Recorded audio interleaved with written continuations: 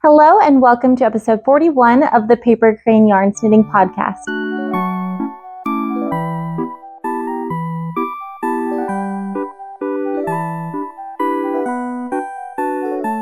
My name is Ashley and I am a yarn store owner and a yarn dyer located in central Alabama, USA. And I'm coming to you today from my yarn store, which is called Paper Crane Yarns. You can find us on Instagram and Ravelry as Paper Crane Yarns, and I'll have my website and everything that I talk about linked down below in the description of this video. So today is Sunday, September 20... Oh, it might be the 23rd. Is today the 23rd? 22nd. I think today is the first day of fall, actually. So yeah, I think today is the first day of fall, and if that's the case for you, then happy fall, happy autumn season. It's going to be a beautiful fall. Maybe not today. It is still a blazing 90 degrees outside where I live with no hope in sight. But you know what? We'll get there. Yeah, no knitwear today. I do have finished objects to show you, but I'm clearly not wearing anything. I think the long sleeves are about as much as I can take. I will try on my finished object, but that's about it. So I am approaching probably one of the busiest seasons of my life, and I'm feeling a little bit overwhelmed. So I am happy that I found a little time to sit down and just talk about the projects I've been working on. I think I have fewer finished objects than usual. I still have a couple. I have plenty of whips and a couple of plans. So this episode will have knitting, a little bit of crochet, cross stitch, and I don't really have any spinning to show you. I'll talk a little bit about my spinning, my current spinning project, but yeah, no real spinning to show you. So before I start with my projects, I wanted to talk a little bit about what's coming up since we have quite a bit going on, and I think some of you who are watching this are interested in those details. So again, it's the end of September. As I mentioned last video, I will be filming Vlogtober again this year. I'm pretty excited. I'm pretty nervous because we have a very busy October, but I think it'll help me to sort of slow down in an otherwise crazy, hectic month and be a little bit more present with everything I'm doing. So yeah, looking forward to that. That's excellent. What do we have next? So next Friday, September 27th at 7 p.m. Central Time Zone, we are going to have a virtual knit night here with Paper Crane Yarns, and I'm super excited. Okay, so details. You may have seen this on my Instagram, but in case you haven't heard and you're interested, next Friday here in the US, the newest season of the Great British Baking Show, or Great British Bake Off, is going to premiere, and I'm so excited. I watch it every year. It's the one and only show that I put on my calendar, and I watch it every single week. I never miss it. So yeah, I'm very excited. This show means a lot to me. So yeah, next Friday is the season premiere for the US, and it'll be on Netflix. So what we are going to do is host a virtual watch party and cast-on party, or like a knitting night, a knit night. Bring whatever project you want. Since I'm hosting it virtually, I hope that a lot of people can come. I've already had some people sort of sign up. All you need to do is send me a message, send me an email or an Instagram message, and give me your email address. And that way, later this week, I can send out the information on how to join when we sit down to watch the show together. So the tentative plan, and I'm going to do a trial run in a couple of days, and the email that I'll send out will have all of the final details, but the tentative plan is that we will have sort of a before party. I'm calling it like our tasting party, and that will be at 6 p.m. Central Time, and it'll end at about 6:50. So we're going to do that via Zoom, and some of the people I've spoken with already have said they won't be able to make it to watch the show at 7. So maybe you can come to the Zoom from 6 to about 6:50. I'm going to schedule a 10-minute break in between just for everybody to sort of, do what they need to before we watch the show. And okay, so 6 o'clock, Zoom tasting party. My idea for that is we'll just kind of get to know each other a little bit. I feel like I've spoken quite a bit with a lot of the people who might attend via Instagram. Some of them are people I know in person. And so I just thought it'd be nice to introduce everybody, just say hello. And I was also thinking, if you wanted to be a little extra fun for this event, maybe you could bake something and present it to the group, and we will vote on a star baker. I thought that sounded cute. I'm going to try to bake something. You don't have to. I just thought it would be fun. And then at 7, we will use a website called Teleparty to watch the show together.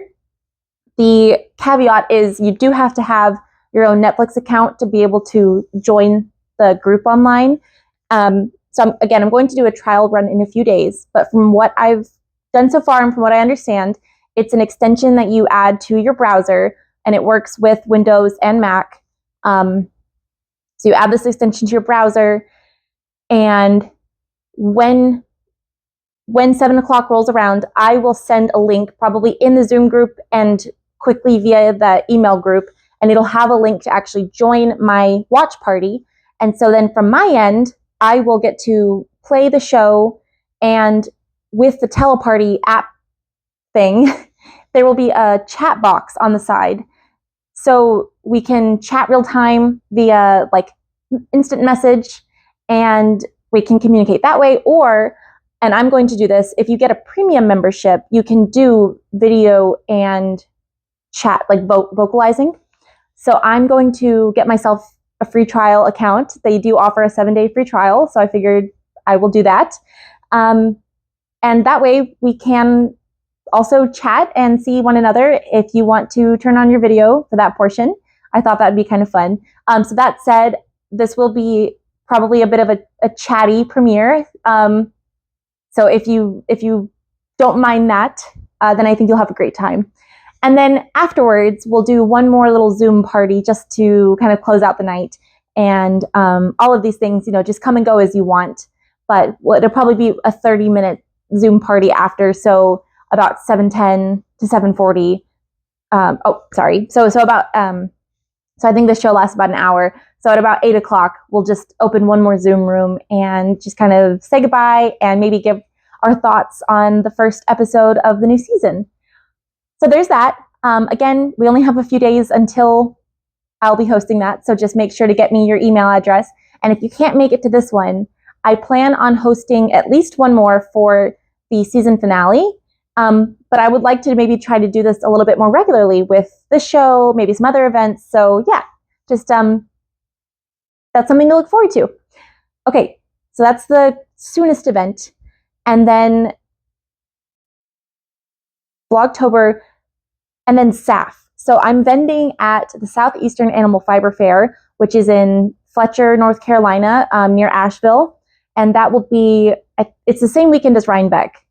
It's like the 19th and 20th and 21st, I think, of October. It's a 3-day market and workshop opportunity. So if you happen to be traveling through there, or if you live there, or if you're trying to find a place in which to travel, maybe you can consider coming to SAF. I cannot wait. I have been dyeing yarn and sewing bags like crazy just to make sure that I've got plenty of stock. And I have to say, I'm really pleased with what I've put together to present to everybody. So I hope I will see you at SAF. And then as soon as we get back from SAF, we'll be preparing for the first ever Alabama Fiber Festival. That's going to be very exciting. I hope that we'll get an excellent turnout so that Bea and Kara, who are organizing the event alongside Briarfield Park, I hope that they'll want to continue this and do it year after year. So if you can make it, I hope that you will consider coming. I think that the tickets are only $5, and that's actually just like a parking fee.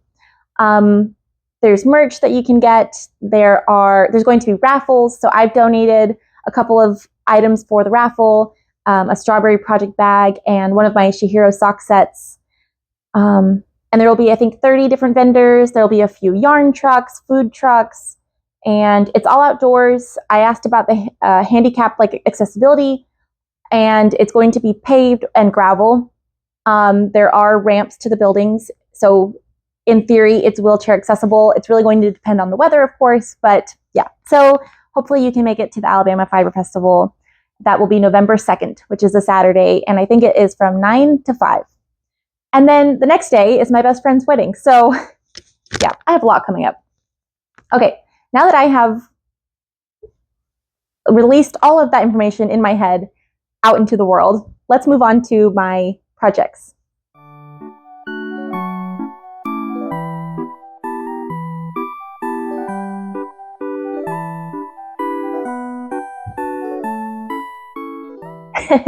Okay, so I have I think only 2 finished objects today. Yeah. The first one is pretty spectacular, if I do say so myself. I finished this now, I think a couple of weeks ago. Yeah, it's been a couple weeks. So, and of course I haven't gotten to wear it because, again, it's been in the 90s and the high 80s. But this will be so incredible when I can wear it. My first finished object is the Paulie Cardigan by Amy Christoffers, or Savory Knitting.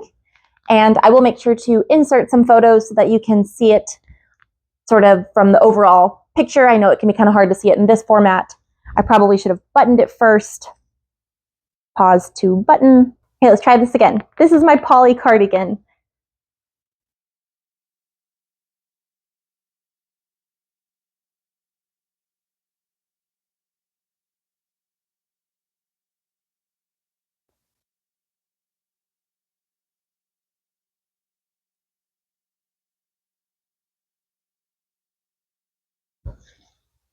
I think this is so incredible. I'm really happy that I made this. I love the yarns that I used. The knitting experience was really wonderful. This was just a fantastic project. So a little bit about this yarn and pattern, and then I'll briefly throw it on. I used 2 yarns for this. My main yarn was Durera Natura Gilead in the caramel colorway. This is I would say, a heavy DK to light worsted yarn. It's 100% wool, 250 meters to 100 grams, and it's very lovely.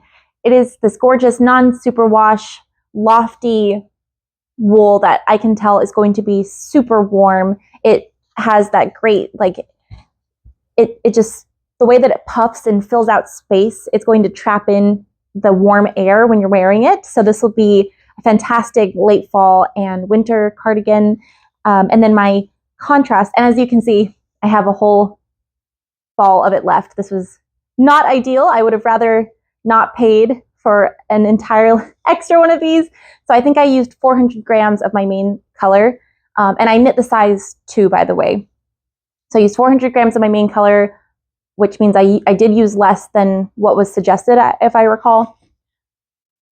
And this was my contrast. So thankfully, I did use the majority of this. It is kind of a mess now, but this is Spin Cycle Dream State. This was the Pale September colorway, which is an exclusive to La Mercerie. And as you can tell, I have a favorite color. This is definitely my favorite color palette, this soft, cool toned pink. Well, this is a bit warm tone. Well, yeah, like a soft pink and brown or orange, I just love. So I did use most of this. I had 3 skeins of this total, and I do have, this is probably 15, 20 grams left. So I did use a good bit of that. And then the buttons that I used are from a seller called Dry Goods, and I think it was DRYE Goods. I think it's the artist's last name. I found them on Etsy, and they are a ceramicist. I think they only had really buttons for sale, but they are very beautiful. So these are ceramic buttons. I think they're about 1 inch. And so I used 2 different kinds from the same artist. At first I wanted to just use this darker pink to bring out more of the pink tones in the spin cycle, but she only had a 3-pack available.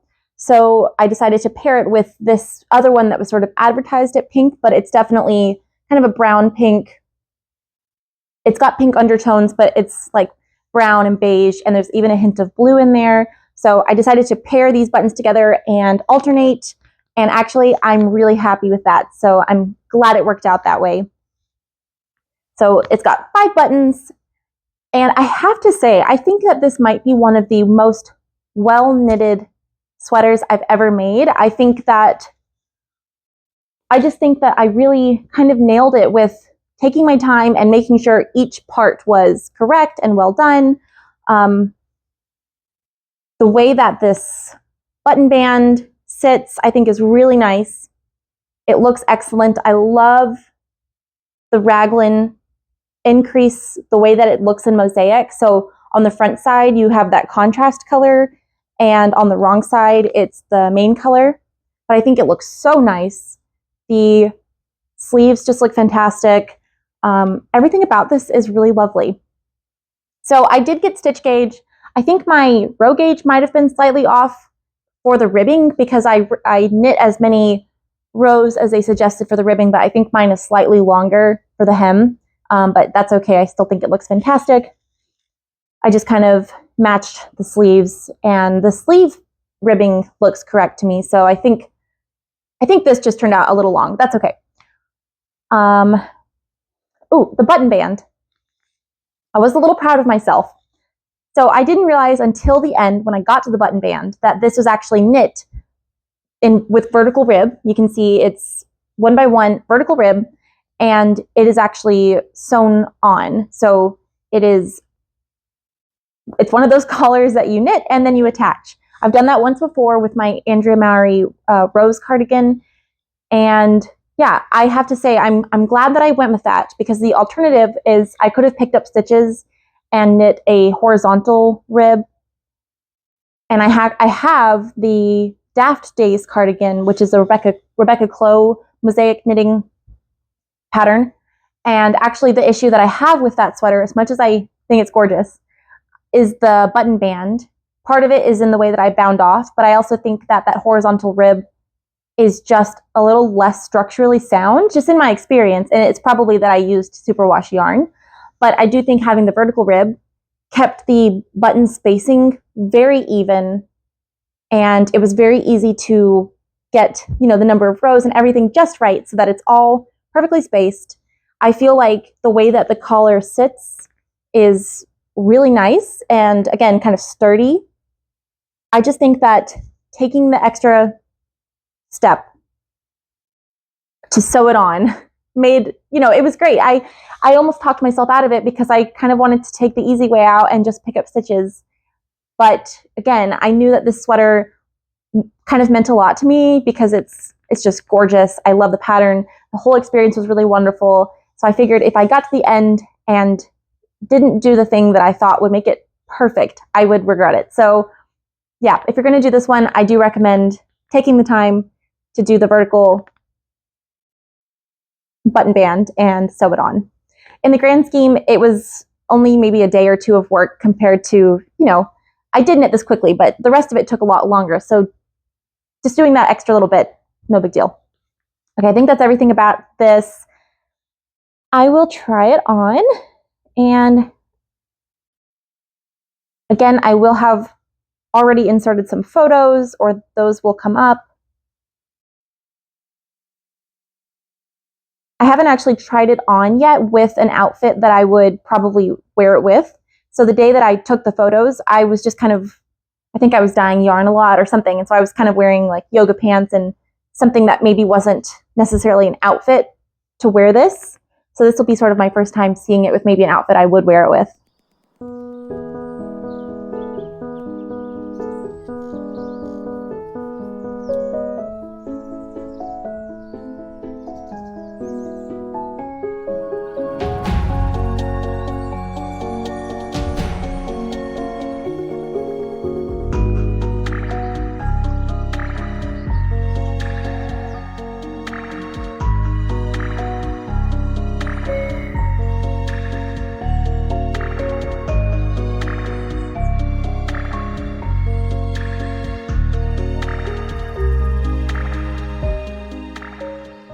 So that's the Paulie cardigan, and putting that on and taking a sip of my hot coffee, I can like taste the cold mornings, the cold autumn mornings, where I can just sit outside with a hot cup of coffee and bundle up in this cozy sweater and just be content. I am looking forward to that. So that is my spectacular finish. I cannot recommend this pattern anymore. I that sounds really bad. I don't think I can recommend this pattern any more highly. I think it's wonderful. I am tempted to make a second one with hand spun, and I think I want to make the size 1 for something that's a little bit less. Like this has the really cute grandpa cardigan vibes. I think I want to make one that's maybe just a tad smaller and maybe a little bit cropped so that I can style it with more dresses, which I wear often, and skirts. And yeah, so, oh my gosh. Okay, I need to move on, but I want to look at it. That's Paulie. Okay, my next finished object is another little garment, and this one's itty bitty. I had just cast this on the last time I recorded, and then I sort of dragged my feet on it, but the baby that is going to wear the sweater has since been born, so I wanted to record so I could get this in the mail. Not that he'll be able to wear it anytime soon, but you know, I want to go ahead and like send this along and kind of give them a little blessing with this sweater. This is the Storm Sweater by Petite Knit, and I knit it out of Sadness Garn Sunday, which is a fingering weight wool, and I do carry it here in my shop. The thing is, the whole time I worked on this, I like got rid of the bands, the ball bands, almost immediately, and I forgot to write down what color this is. So I will hopefully find that information. Like I think I maybe have one more left in stock, so I'll put that in my Ravelry if I can find it. But if not, it's a color that looks gray and green at the same time, depending on the light, but it is green. It's just a really nice sort of darker sage green, and I think it lends itself well to the texture. It's like just dark enough that you can still see the texture in this pattern. It's an all over textured pullover. There is an adult size version of this pattern, which is sold separately from the baby version. And I am kind of tempted. I think everybody was making this, and there's other textured patterns that she has and other designers have. And it didn't call to me because I guess I am more interested in texture from like brioche stitch, or color work is my main thing, or I love like lace work. So this wasn't really speaking to me, but now that I've knit this, it is so cute. I'm picturing it like on myself. I really want one, like an oversized one. I think it would be so, so cute. But yeah, it went really well. Again, I did sort of drag my feet. I did have a little error right here. It's not really an error, but it's me not managing my needles and the knitting process very well. I was sort of just going as fast as I could with this. The knitting wasn't so I didn't knit it really fast, I guess, but I just was sort of speeding along through each step, and I didn't take the time to make sure that it was sort of like I'm using the needles that I can find, whether or not they're the right cable. I used the right size needle, but not the right size cable. So in some places I had to do like a weird magic loop with a cable that was too short, and then I ended up having this laddering right here in the very front of the sweater. I don't know why it happened right there, but yeah, it's fine. I don't think the baby's going to care. So I did knit the body mostly to pattern. This is a 3 to 6 month size. I figured by the time it's cool enough for him to wear it, this should be a good fit, and last him even a little bit longer than that. So I did knit the body to pattern, but I did sort of do my own thing with the sleeves because I misread. Again, I was sort of speeding through. I misread the chart and where to start. So for this size, you were actually supposed to start the chart. I think it was more down here with this sort of textured motif, but I started at the beginning of the chart. And not only that, but I forgot to repeat a section. I think it's like 8 times. It's maybe 16 rows total. So it's like a combination of like a knit row and then your textured purl row. You're supposed to repeat it, and I forgot to. But thankfully, the sleeves are the same, so it doesn't matter as long as they match, and they do. So that's my cute little bouncy storm sweater for a precious little baby who he was born a week or 2 ago now. So yeah, now I can send that off. Again, it's so cute. I want to make one of these for my daughter now, like in cream or something like that. That's my other finished object. Now that we are half an hour in, my goodness. Okay, let's move on to works in progress.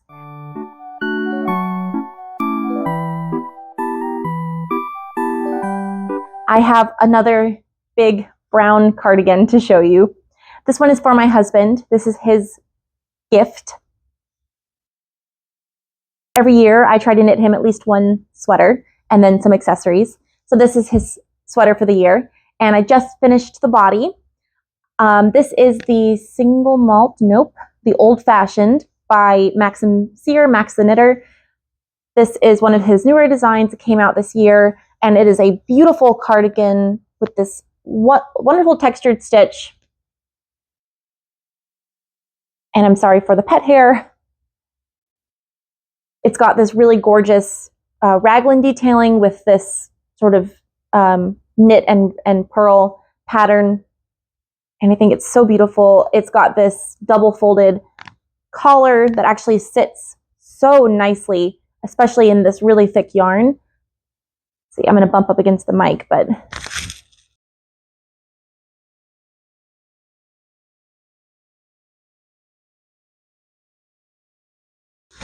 you can definitely see how it's going to sit really nicely. And my husband has tried this on, and I think this part looks so fantastic. So now I just need to do the sleeves. I've done the little front bands here. There's no buttons, and I decided not to add any. It's not written for buttons, but I thought about adding some, and I changed my mind because I did like the look of this double knit or like folded over band. So this is just knit stitches, and you pick up down the front of the sweater and you knit to a certain length, just knit, and then you're actually supposed to bind off and then sort of whip stitch it to the inside. But what I did was the same technique that I used in the collar, which this is called for in the collar, but not here. But it's where when you're sewing down, I do this with all of my double-sided, my folded over collars. Instead of binding off straight and then stitching it down, I'll get there eventually. Instead of binding off and sewing it down, you can, while you're binding off, use your needle to come down to that sort of cast on edge where you either picked up the stitches or where you cast on, and you can scoop up the same stitch that sort of corresponds with that column of stitches that you're about to bind off, pick it up and knit two together with that live stitch, and then bind off as you normally would. So pass your stitch over. And then you just repeat that process until you make it to the end.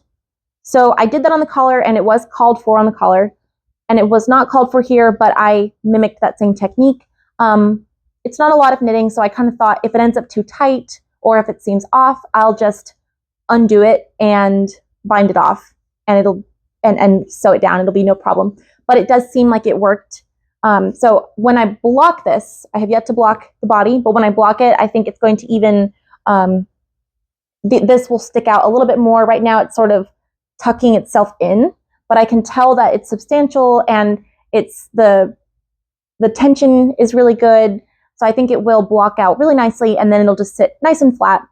But I really like this folded over band because I think that it is going to prevent it from getting all wavy.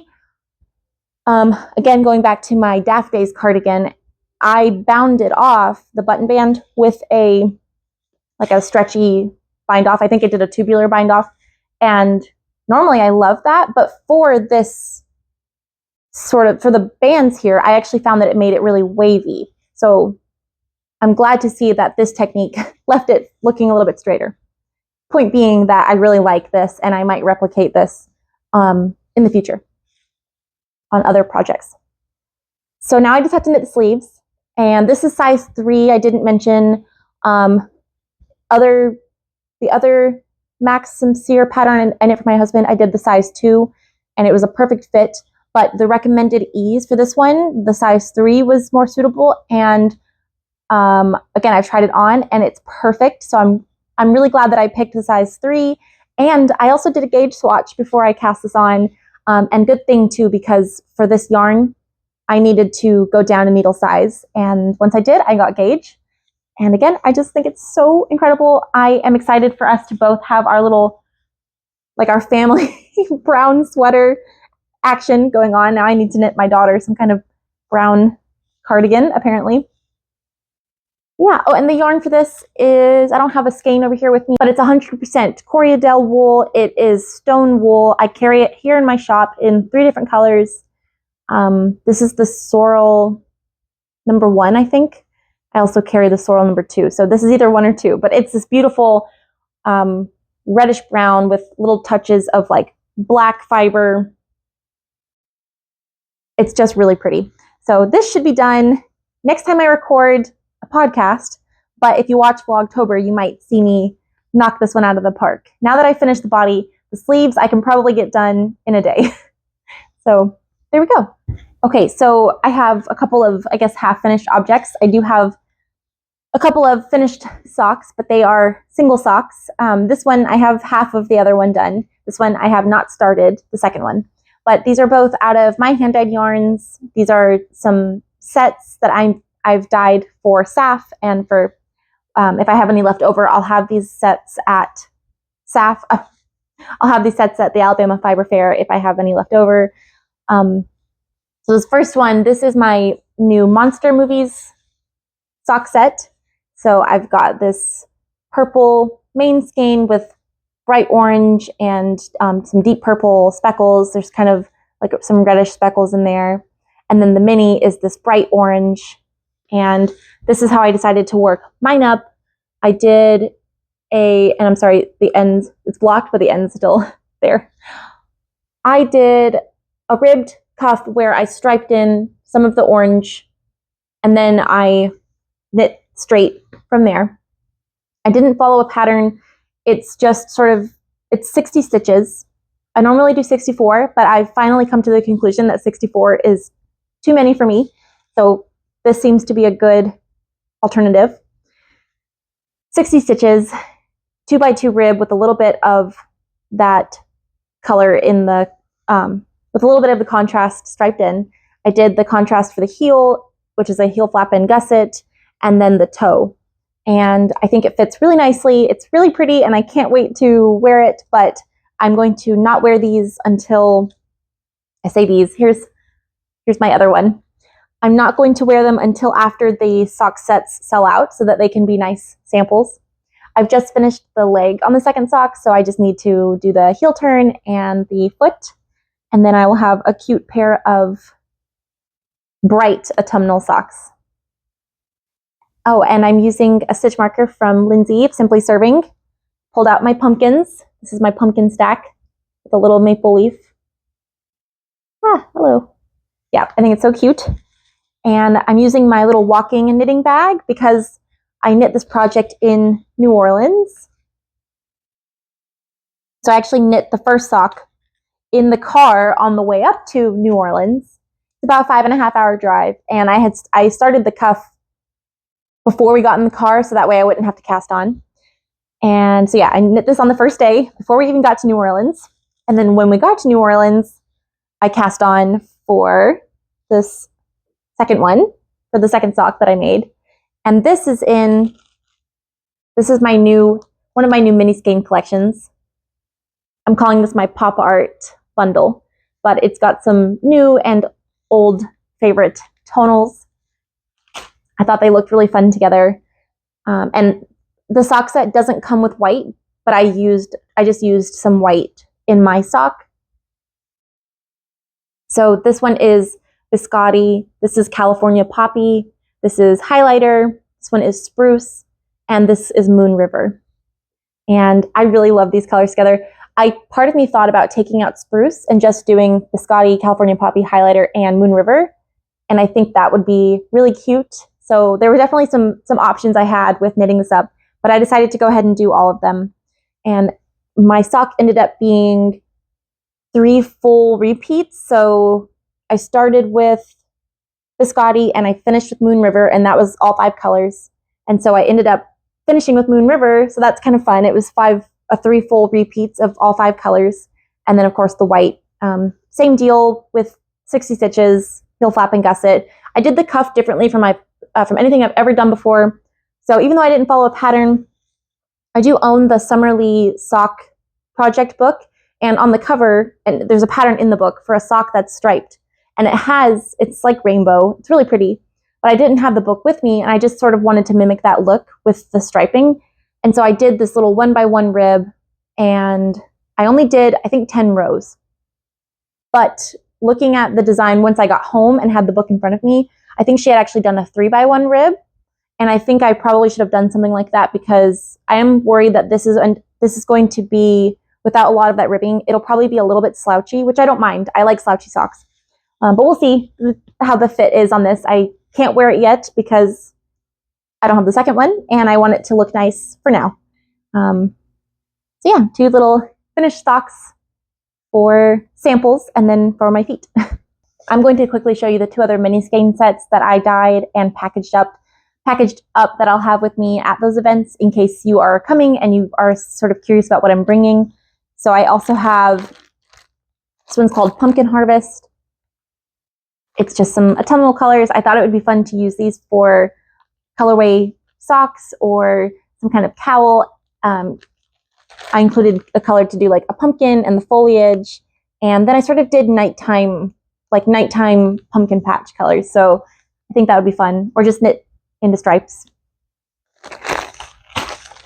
And then I have this one, which is my coffee collection. So it's sort of my coffee and eggs collection. I ended up adding in my speckled egg colorway because I thought it would be a nice neutral to pair. And right now, one of the cross stitch patterns I'm working on is called coffee and eggs. So I guess I was feeling a little bit inspired.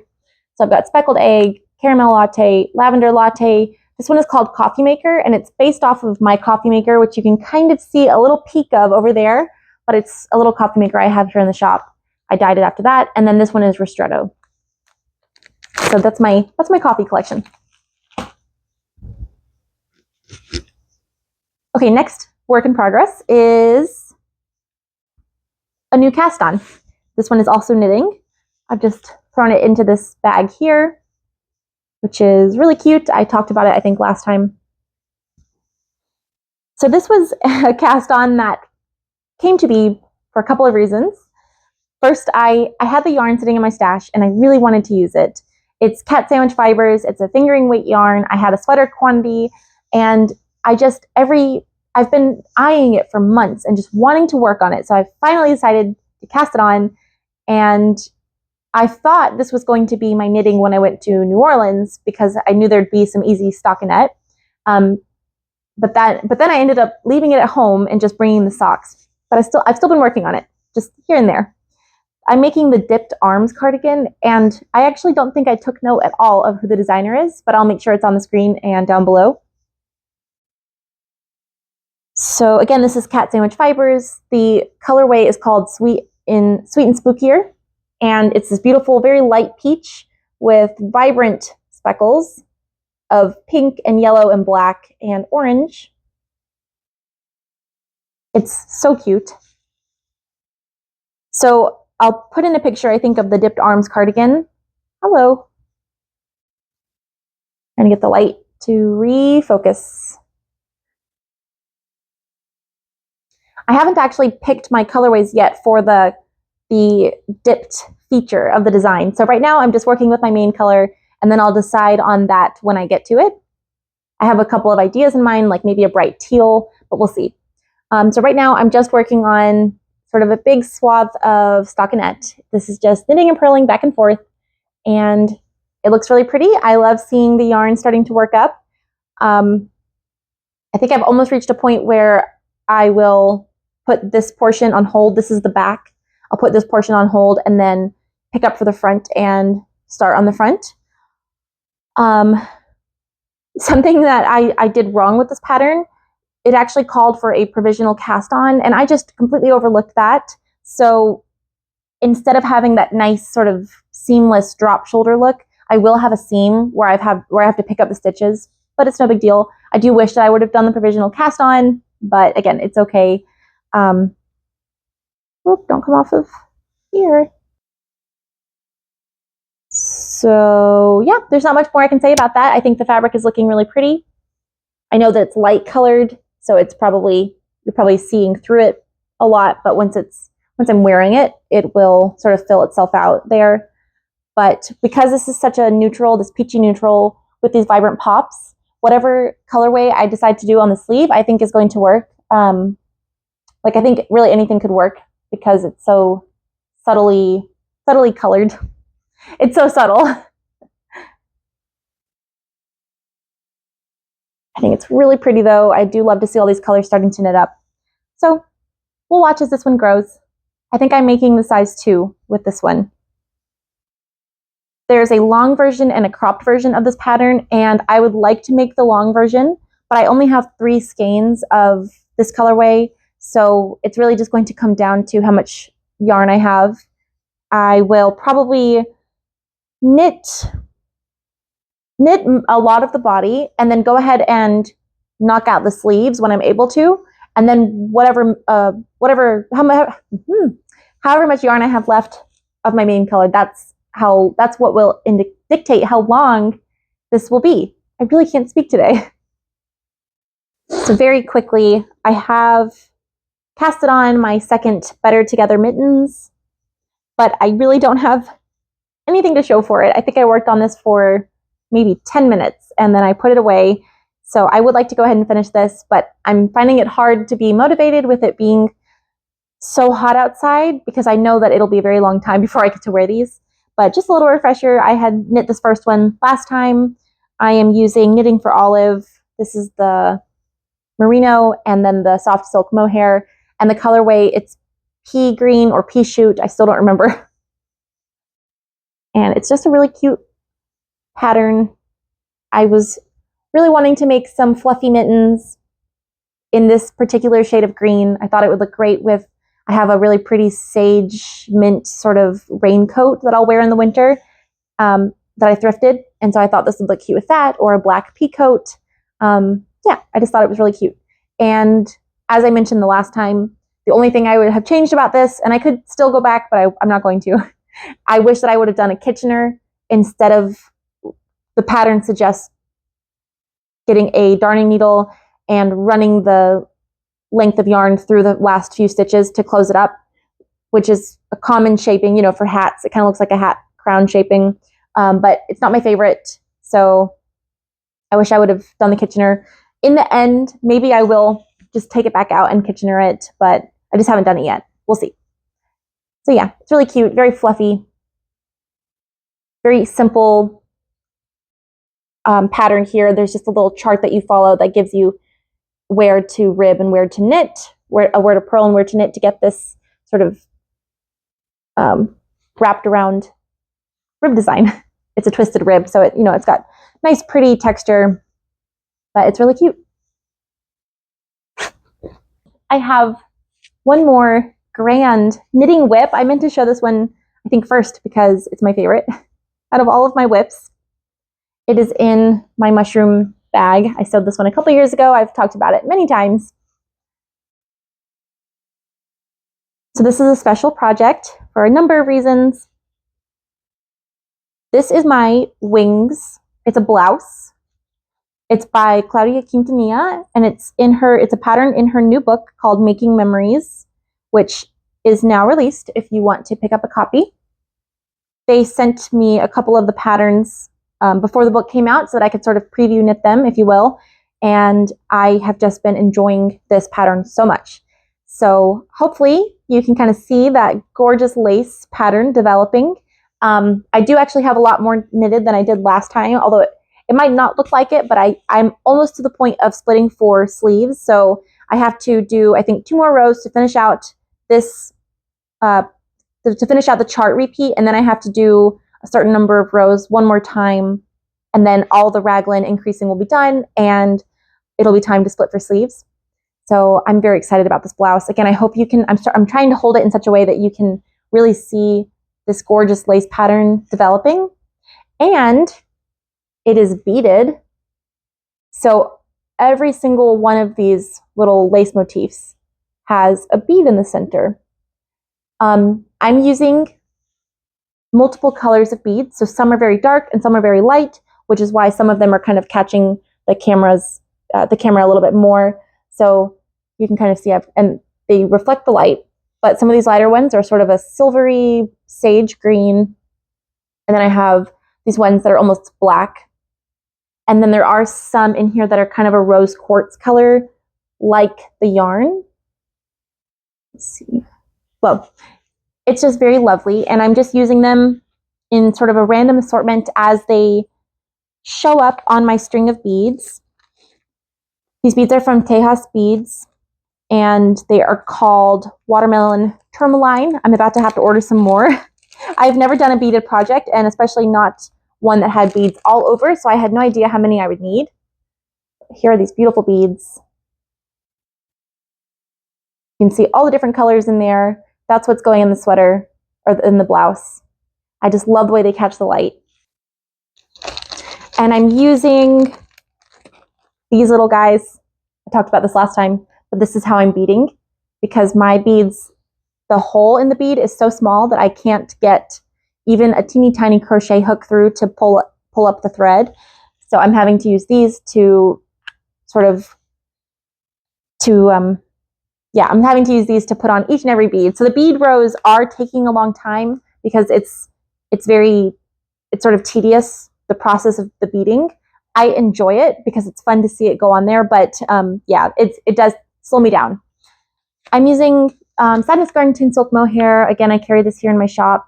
This is the dark old pink colorway, or 4244 is the number, and it's very lovely. I talked about this last time, but I wanted to use some of my hand-dyed silk mohair, but my shipment took a big detour to get here, so I wanted to go ahead and get started on this project, so I just went with some yarn here at the shop. So yeah, you can kind of see, here's the raglan shaping in there. It's so dainty because it's just one strand of this silk mohair. And then this is something fun about the project. So I've got some needle stoppers on here. These are super necessary for this project because there are too many stitches for these needles. And if I dropped these stitches, I think I have to start all the way over. So let's not let that happen. So I've got my little no face end stoppers. And then this is so precious. It is a no face. It's a hand carved no face stitch marker from a maker called Tilting Planet. And I think they're actually in Mobile, Alabama. I think it's Mobile, which I used to live there. So that's fun that they make these beautiful stitch markers, and they are really close to me.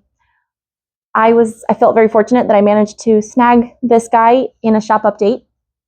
So yeah, this project is adorned with no face, which makes it even more fun to work on. This is my beginning of round marker, and there's lots of markers in here indicating the raglan shaping. So every time I come around to that, it makes me feel good.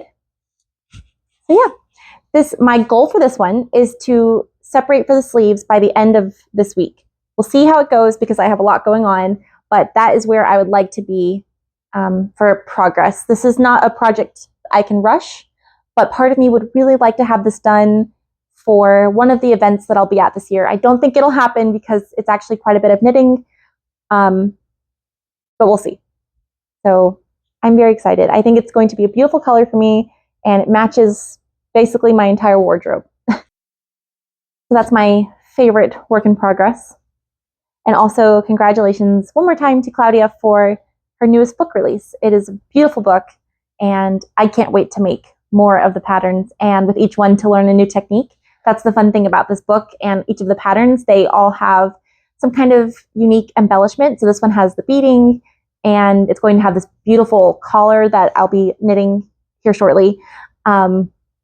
But some of the other designs have embroidery and crochet and just lots of different little techniques to make each sweater or each project that much more special. Okay, I have a very quick crochet update. And oh, this bag is full of other things. This was my yarn for my dipped arms cardigan. Didn't realize I threw a skein in this bag. This is a big bag, so it makes sense, I guess.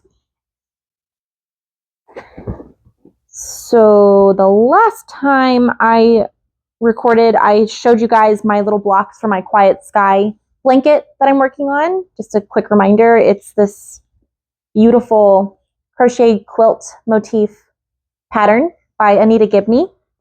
And when I last showed it, I had, I think, 3 finished blocks. And of course, they're each made out of small grainy squares. So I had 2 pink and this green one. And I went ahead and started on another color. And this one I really love. It's so pretty. I'm getting to use this golden, beautiful, spicy brown mustard kind of color. It's just lovely.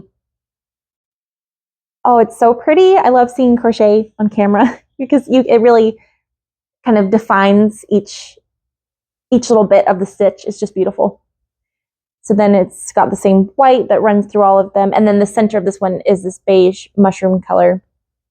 So I worked on this for a day, I think, and then I haven't been able to work on it since. I think I actually did this right after I last recorded, and I haven't been able to touch it in the past few weeks because of other projects.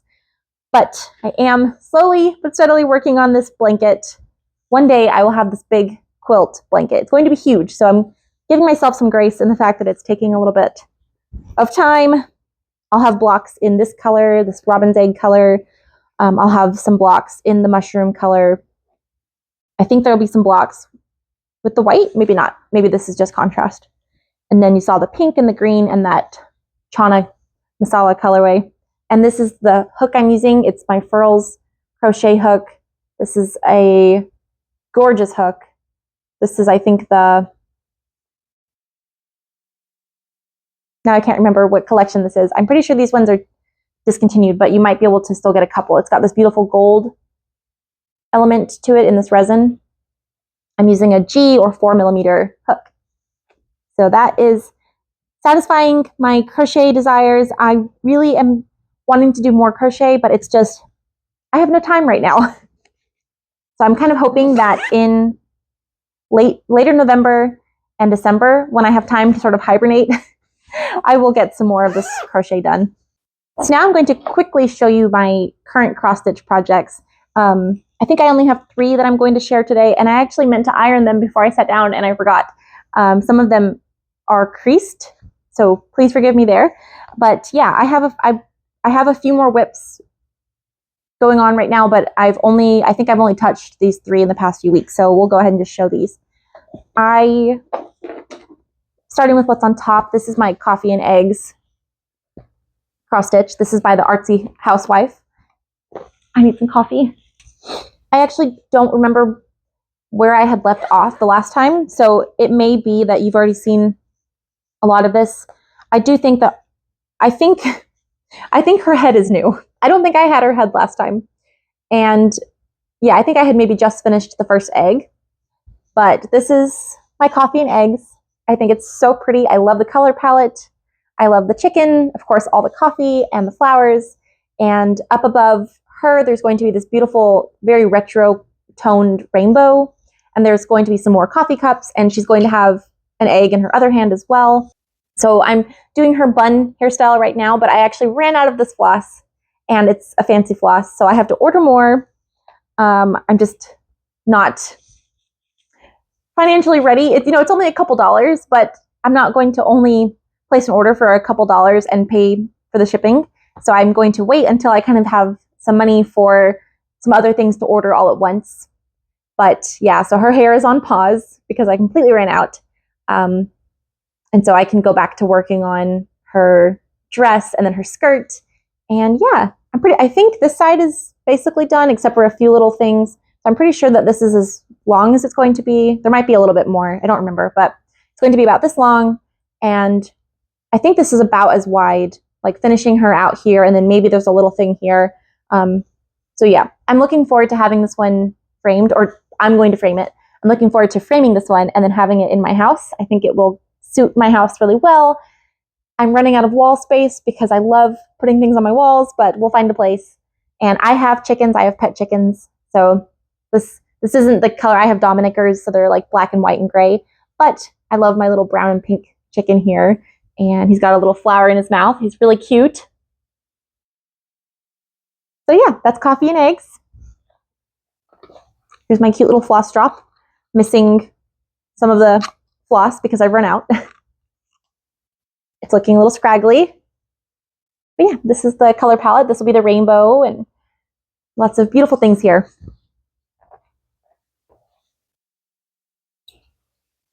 And I think that this is on even weave. I think I've said something different every time I've recorded. When I purchased everything for this, I used 123stitch.com, and there's an option where you can just select all the materials and they'll kit it up for you and just send it to you. And at the time, that's what I did. Now I'd probably take the time to pick out what fabric I wanted, like count, kind, all of that. But when I ordered this, I didn't, and it's not labeled, so I don't remember. I don't think it's linen. No, it might be linen. It's a little slubby, but I am doing 2/2. So yeah, I need to look at what this is so that I can actually tell you guys. It's really pretty.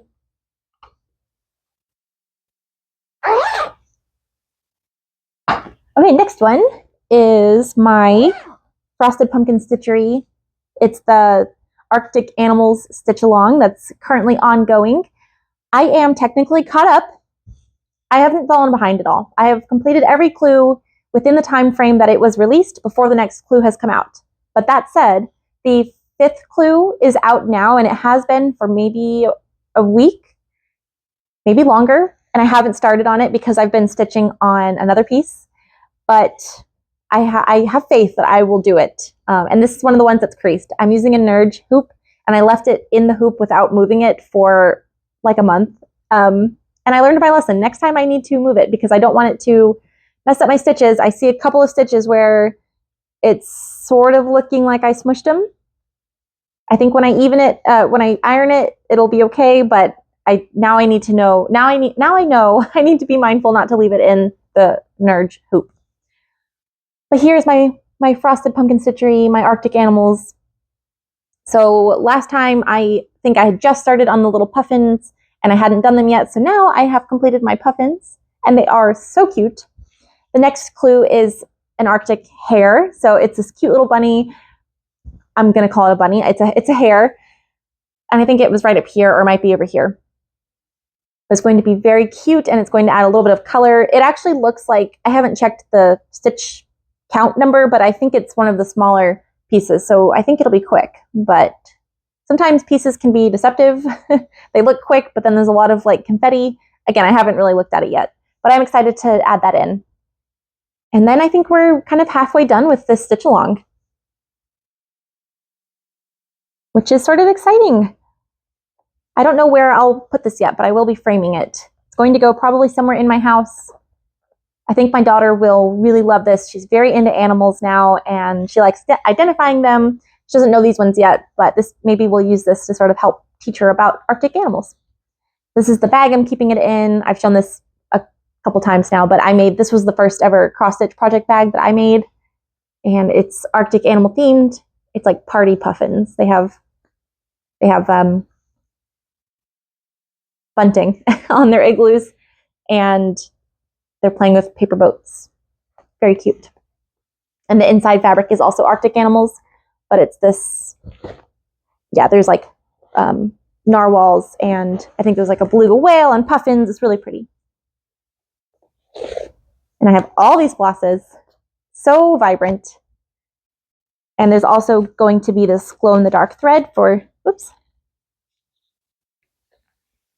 There will also be this glow-in-the-dark thread for when we get to the stars.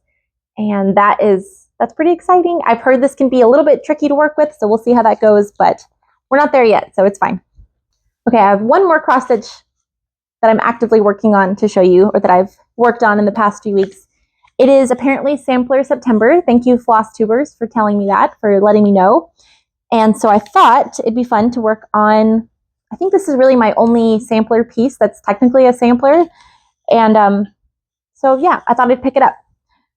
This is called the Vintage Fallout Sampler by Jack the Stitcher on Etsy. And I've put in quite a bit of progress since I last showed it. So this is really only going to be, I think, fun for people who play Fallout or like the Fallout series. It's my favorite game. I've been playing it since I was very young. And so this is really fun to kind of see all the elements from that universe come together. When I last left, I think I had a little bit of this motif done with the rad roach. And this is a mole rat. And I had just started, I think, here with the power armor helmet in this little heart. So I finished this, and there's some of the vegetables, like I think this is the mute fruit, and I don't remember. There's some different motifs there. within the heart, and I'm adding in the alphabet. I have, again, the mole rat. I just finished this one last night, the little stem pack here, and I've started the Brahmin. So this is like a two-headed cow kind of mutated creature. And then I started the border, which I think is going to be really fun. This side, it's very simple on the sides. And then the border on the top and bottom has this really fun design. This looks like the vault door. And yeah, I think this is just going to be really, really fun. It's a little bit boring just in the sense that it's the one color to stitch with, and it's not like, I like really painterly things like the Frosted Pumpkin Stitchery. There's so many colors, so many elements to really make it feel like it's very animated. It feels very painterly. This one is very simple, which it's a vintage style sampler. It makes sense. And I'm having more fun with it now than I was in the beginning. I think in the beginning when there wasn't a lot to look at, it kind of felt like I'm spinning my wheels here. Now it feels like, okay, I'm actually making progress. This is fun. This is the first time I've done anything like this. So yeah, I'm enjoying it. The fabric is a 14 count Ada from Forbidden Fiber Co. It's the antique mauve. The light's probably blowing it out a bit, but there is like an undertone of this actual like reddish mauve color. There's an undertone of that dyed in. So there's very subtle modeling.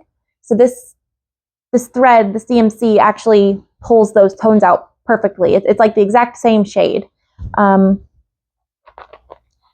of me wishes that I would have picked a different color because I don't know how much I love this for putting it on my wall.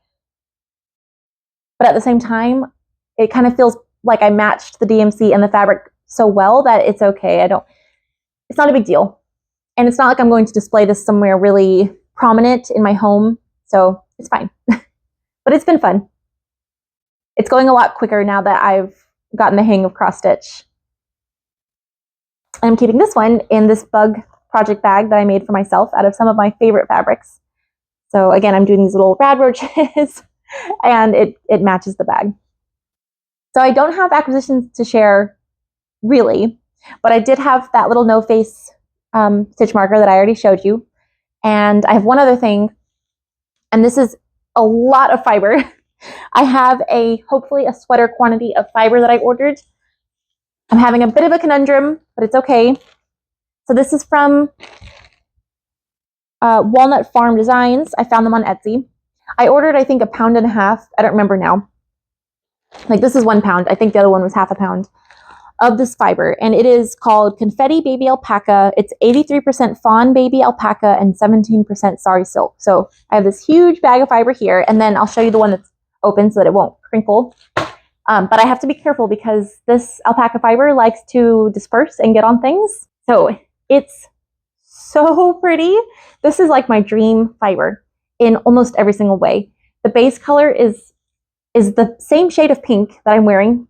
And then it has this beautiful rich pink and other sort of like blue and yellow, just sari silk, gorgeous bits in there. So spinning this it's creating the most beautiful yarn. It's basically looking exactly like this, but as a yarn. So it's really maintaining sometimes you spin and depending on how it's dyed or how you spin it, the fiber can look very different from the finished yarn.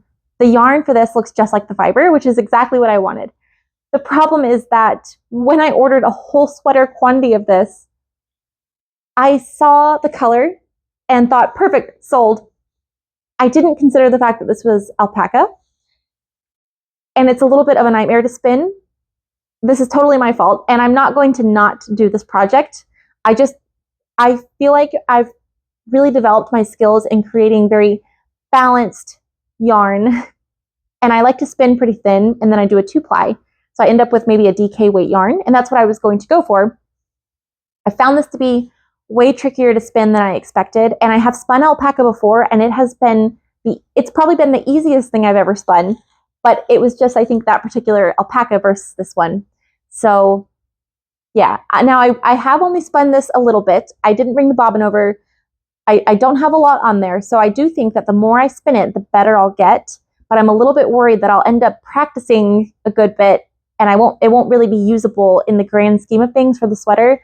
So my plan is if the first bobbin that I spin is very obviously a practice spin, or it's not as consistent or lovely as I would like, I can sort of save that and maybe use it for the ribbing of the sweater I'll make.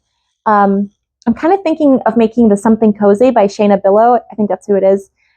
And it looks like a pattern that lends itself well to slubby kind of yarn. And this one might end up being a little bit slubby. So we'll see. I have a lot of work ahead of me to get to that point. But that's loosely my plan. So it's going to be okay. But this was a good learning lesson. I don't have a lot of money for crafting supplies right now. So the fact that I bought a sweater quantity of fiber, and despite the color, it probably wasn't the perfect fiber to pick out, I'm kicking myself for, but I'm going to make it work. So I will be sure to share that with you. It is beautiful. Even if I never spun it and I only looked at it, that would be great. But that's not what we're doing. I'm going to spin it. And while I was ordering that, they had, I will say, every single fiber that they sell, it sings. It's so beautiful. And seeing it in person, it's just as beautiful as the pictures. So I decided to get one little bump of fiber with that order. And I actually thought that this with that would pair really nicely if I end up using this for a contrast, like say I do some color work or striping in that sweater. I probably won't, but I could. It would go well. This is 4 ounces. It's called Teal Mallard Tweed. It's 83% merino wool, and it still has that 17% sari silk. So it has all those beautiful silk elements again, but this is merino wool, and it's not falling apart just from touching it, and it's going to spin a lot nicer. So I wish that that other fiber was this, but in that color. But you know, it's okay.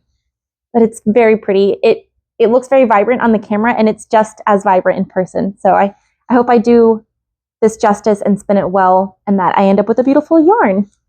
I guess I do technically have one more acquisition, but I did not buy this. Last weekend was Fiber Frenzy here in the Birmingham, Alabama area, and there were a few other vendors there. There was Maddie of Sherwood Fiber Arts, and we seem to always been together at the local events, so I've talked about them a couple of times. Actually, I think last time I shared my finished hand spun from their fiber. This is my first time getting their yarn, and it's beautiful. So one of the people who was there at Maddie's booth, assisting Maddie, wanted to do a little trade with me, and so I was up for it. They really liked my blue velvet colorway, so I swapped that for this one, which is called, it's called Grandmama. And Maddie said that this was Grandmama's favorite colors. So I thought that was really sweet. And so I went with this one because I loved the little backstory. Also, the outfit that I was wearing that day was basically this exact color palette. So I figured I can't go wrong. I clearly like these colors. It's really beautiful. It kind of has an ombre to it. So down here, it's a little bit minty sage with some speckles. And then up here, it's like the soft pink again with kind of vermilion speckles. It's so pretty. So this might, I don't know what this will become yet. It's a sock weight. It's an 80/20 and it's a 2-ply, but they offered a trade, so I went for it, and yeah, I think it's gorgeous. So that's actually all the projects that I have to talk about. I have one plan that I just came up with last night, and I pulled a bunch of yarns. So let me grab those, and then we'll talk through it. So I said I have one plan. I obviously have way more than that, but I'm feeling very like I need to be very deliberate in what I spend my time on right now because I'm mostly working on show prep. I don't have a lot of time for personal projects, and I clearly have others going on. I am still working on my heirloom quilt cardi. I finished 2 more blocks. I made one last night and one this morning, so I'm going to actively work on that one again. I haven't touched it since I last recorded, but I only have 15 more blocks to knit. So if I just do maybe 3 a day, I could knock it out pretty soon. So I am working on that one, but I am going to go ahead and cast this on. So for the Great British Baking Show cast on party, I might technically have already cast this on just so I could really be working on it and not, I don't know. I might cast this one on and this will be my project for that event. Okay, let me show you the yarns and then I'll talk to you about the project. And I'm not going to use all these yarns. I'm trying to decide. So we have pink, green, orange, caramel, white. It's a beautiful palette. So I decided that this fall I want to make a pumpkin sweater. I just love that idea, and I think that while I'm filming Vlogtober, it might be a really nice, fun, special touch to have a little pumpkin sweater project going. And each day when I'm checking in for Vlogtober, I can show you guys where I'm at on the sweater. It's going to be DK weight, circular yoke, top down. It's probably going to fly off the needles, and that's probably exactly what I need right now. All of my other projects for knitting they're not really things that I can just knit. So I don't have anything right now that's just simple, easy knitting, and we're going to be traveling a lot in these next few weeks. So I need something simple. So I think this project will be perfect. I think I've picked out my pattern. There's really only a few that I found that are pumpkin colorwork patterns. I did consider using the Strange Brew pattern by Tin Can Knits and just sort of implementing a pumpkin colorwork chart, either one of like the Pacific Knit Co. doodle charts or a pumpkin. I could come up with a pumpkin. So I thought I could sort of do my own thing, but I think I'm just going to go with this other one and maybe play around with the chart. We'll see. The designer, I think, is called Bad Wolf Knits. There's a couple of like different wolf knits designers and dyers. I think it's Bad Wolf Knits, something like that. I'll have it linked below, the sweater. And again, if you're watching Vlogtober, I will talk about it at length there. But her sample is like green with orange pumpkins, very fall, very autumnal. I am going to do, I think, a pink sweater with white Cinderella pumpkins and then green for the foliage and maybe some orange accents. So let me show you what I'm thinking here. So, I say so a lot, I'm sorry. This colorway, I just dyed this yesterday. This is my new non-superwash base. This is the DK weight version. And I have to say, I love this yarn so much. This is my new favorite yarn, specifically the DK. It's just so nice. It's merino, so it's still soft. It's of course not like the superwash merino silky soft kind of feeling, but it's still so very soft. It's non-superwash, so it's going to be beautiful for color work.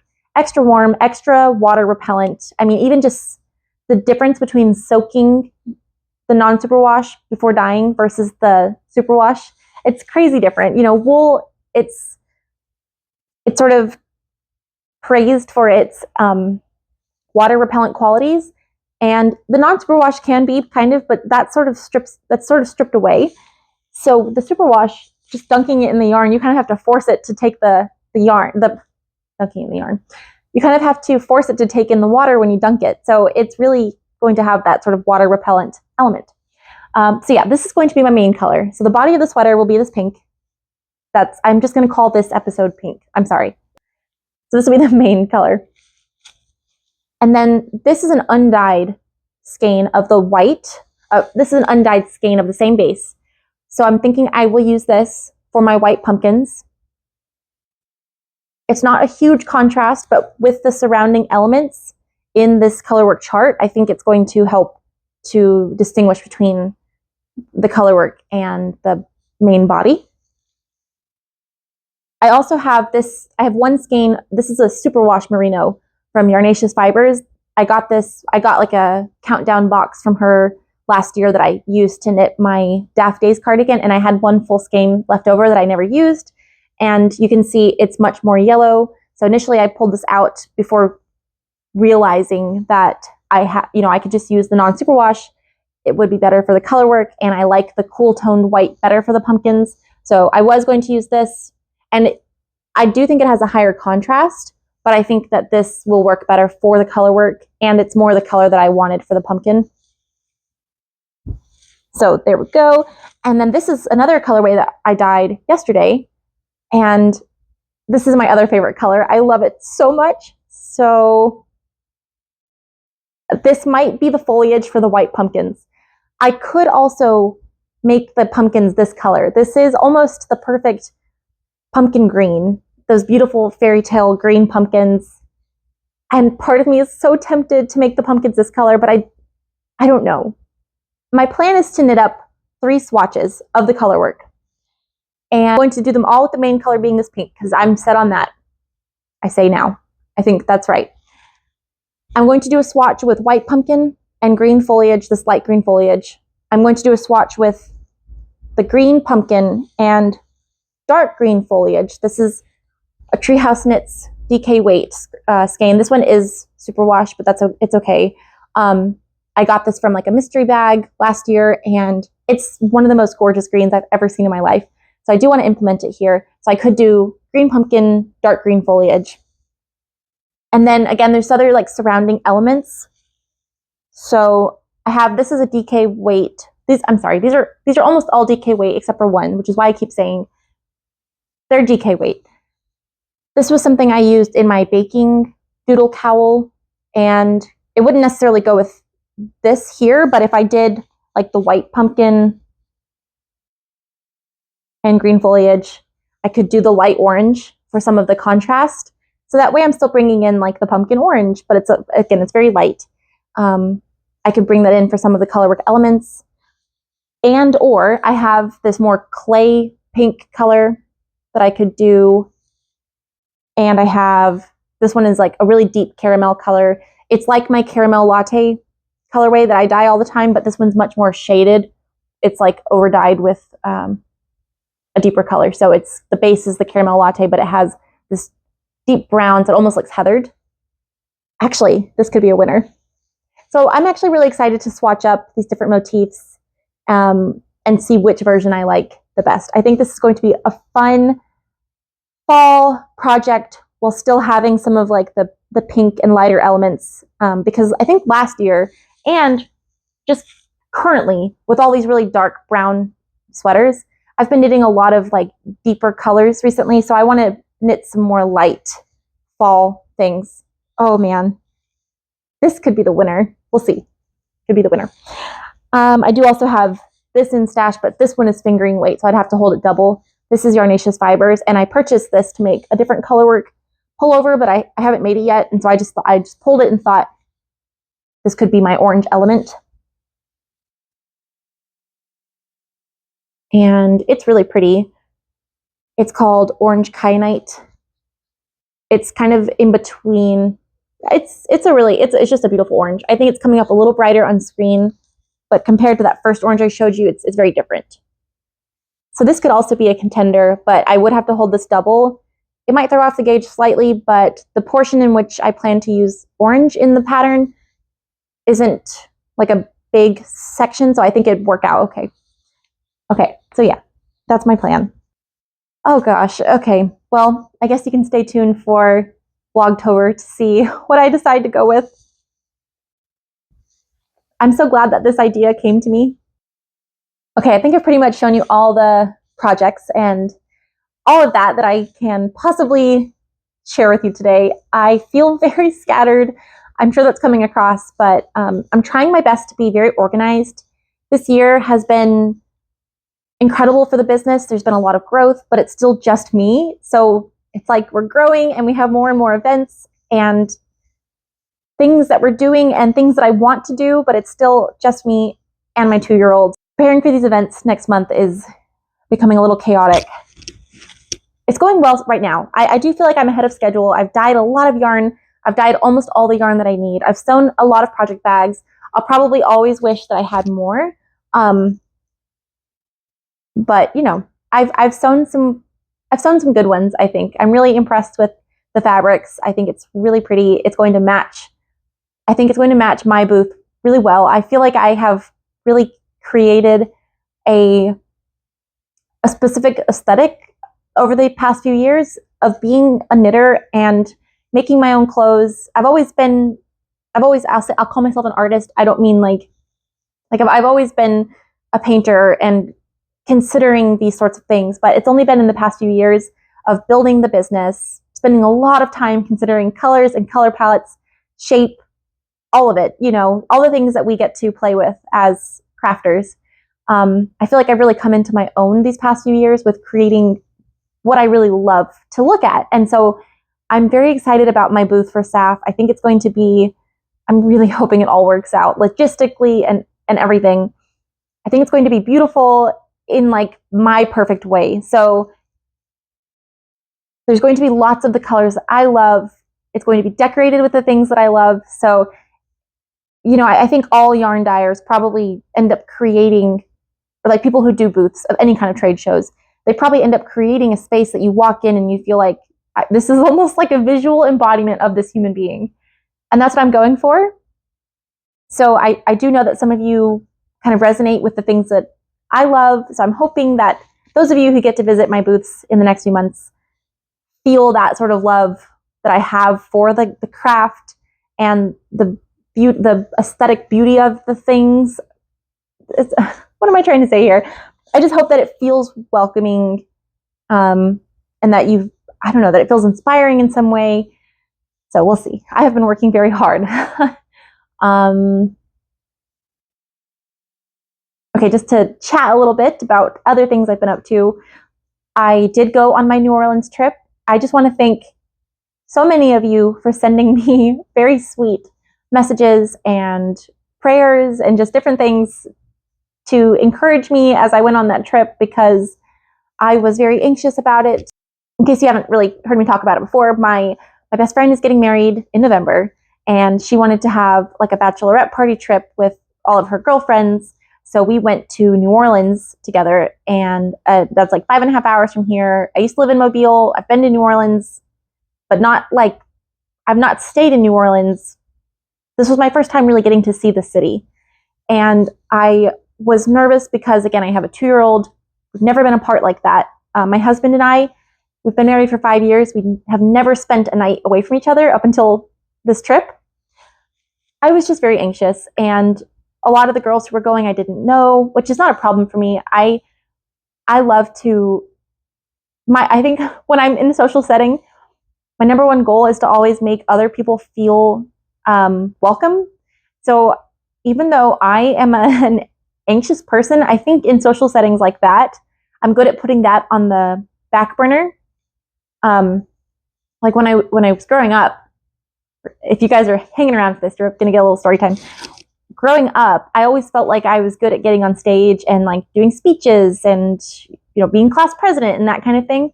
But on a personal level, I had a really hard time making friends, because when I first moved to the South from Hawaii, I was pretty severely bullied in my elementary school, and it lasted for a long time. It was very hard because, you know, already moving around kind of took a toll. Not having that continuity, leaving Hawaii, which was my favorite place on the entire planet, that was hard. And my dad was military, so he was deployed often. So just those elements. And then coming to a place where I'm already having a hard time sort of coming into my own and being pretty young, being so severely bullied for many years. Yeah, it was, I'm not getting emotional. I'm like laughing at it now. But obviously at the time it was hard. Anyway, long story short, I've had too much coffee. I think now when I'm in a social setting, it's very important to me to never let another person feel that way if I can help it. So I will always try to be the one who's like, we're going to be friends. And I don't know. Does that make sense? I don't try to, I don't cross boundaries, I think. And I try not to like overshare, but I try to be welcoming and personable, because that's important to me. That's all I'm trying to say. Yeah. Oh my gosh, goodness gracious. Point is, we had fun on the trip. The city was beautiful in like a haunting kind of way. I don't think I've ever been somewhere that was so full of history, and the history is written all over the city. You can see it in the walls, you can see it on the ground. I mean, it's in everything. Just the way that the city has aged, the preservation efforts, even the plaques on the buildings that kind of show like who was in control of the city at what point. Just seeing all of it was amazing. We did a walking tour, and I got a huge history of the city, of things that I did not know. It was just wonderful to get to know the city that way. Again, I don't think I've ever really been somewhere that was so full of history. So it's really been impacting me. Having been there and just thinking about it, it was an incredible travel experience. And I think being with a group of women who were so ready and, I mean, just so wonderful. Like, everybody got along. It was like we'd all known each other forever. It was amazing to be in that place with one another and to make these friends. And I did miss my family pretty severely. The first couple of days, it was 3 nights. First couple of days, it was a little bit easier to sort of just be invested in everything we were doing and all of that. By the last night, I was holding back tears because I missed my daughter so much. So the next day when we drove home and I got to see her, the second that I saw her, I just burst into tears. I couldn't even hold back. And now I've been home for 2 weeks. So yeah, it's amazing how anxious that trip was making me. And now it's like in the past, but it was well worth it. It's so much fun. But thank you to those who were reaching out and, giving me some support and love there. Oh, last thing about New Orleans, this little guy, I got him in New Orleans. So, I have a thing for like bugs. I just love bugs. I've probably said that many times. For some reason, specifically like blue and green bugs, I love. This is backwards. So we did a little on Saturday. On the Saturday we were in New Orleans. We did a little walking around one of the areas near where we were staying. And we were getting coffee and we wanted to check out some of like the vintage shops. And they had this place called Century Girl Vintage. I did take a little bit of video footage that I will insert. It was like my dream everything. It was gorgeous. But they had this blue beetle brooch near the front. And it was the first shop that we went into. And they had a little shop dog, so cute. And I wanted it instantly. But I told myself to hold off because I wasn't really planning on buying anything. I wanted to be very mindful of how much I spent on this trip. I wasn't planning on buying anything, but it sung to me so intensely. So I made this deal with myself and I said, I'm going to leave the shop and I'm not going to buy it. And we're going to walk around and do whatever else. And if I'm still thinking about it, because we'd have to walk back past the shop to walk back to where we were staying, then I would pop in and get it. And the whole time we walked around and I saw nothing that spoke to me that I was like, I have to have. But this guy, I couldn't stop thinking about him. So I went back in and I picked him up. His name is Natchez because on Sunday we went on like a steamboat river cruise brunch, jazz brunch thing. It was a lot of fun. We got to dress up. It was just great fun. And as I'm sitting at the big table with all the women, I was asking them like, what should I name my beetle? I should show you the beetle. He's so cute. So I was asking them what I should name the beetle. And as I'm saying that, I look up and behind them is this big sign that says Natchez, which was the name of the ship we were on. Bingley. Yes, before they opened. And so I thought, well, obviously it's got to be Natchez. So this is Natchez, the blue beetle. And I've been wearing him as often as possible, but I'm trying to take good care of him because he was a little expensive. Again, with the blue bugs. Okay, so now that I've chatted away and my husband's probably wondering when I'm going to come home, I guess I should probably go ahead and sign off. I want to get started swatching my little pumpkins. And I will see some of you guys this week, on Friday for the Great British Baking Show. Make sure to send me your email address before Friday or Friday morning so that I can make sure that you get the invitation. So yeah, looking forward to that. I'd say bring a project, bring some snacks, bring a good attitude. This is supposed to be fun. And other than that, I'll see you for Vlogtober if you decide to spend October with me. Hopefully every day. We'll see. Okay, happy knitting and crafting and all the things. Happy autumn. Bye.